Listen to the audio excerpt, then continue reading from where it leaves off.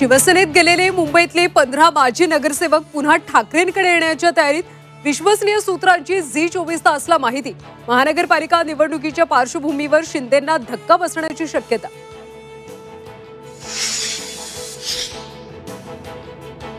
फडणवीस आडनाव होतं म्हणून आमदार झालो, देशमुख पाटील असतं तर कधीच झालो नसतो, आमदार सदाभाऊ खोत यांचं सांगलीत विधान। लोकाभिमुख कारभार व्हावा असा आमचा विचार। महिला आयपीएस वादावर अजित पवारांनी अधिक बोलणं टाळलं, आमच्या तिघांचं व्यवस्थित सुरू असल्याचंही भाष्य।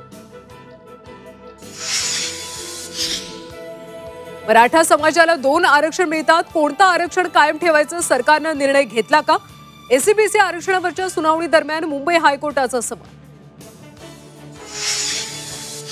तुळजाभवानी देवीचे व्हीआयपी दर्शन महाग, नवरात्र उत्सव काळात दर्शन पासच्या किमतीत मोठी वाढ।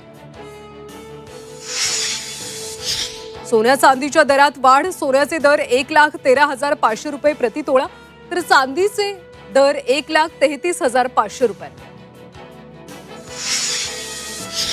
सोलापुरात पुन्हा एकदा पावसाला सुरुवात, पावसामुळे अनेक भागात पाणीच पाणी। पुणे आणि पिंपरी चिंचवडमध्ये सुद्धा पावसाची हजेरी।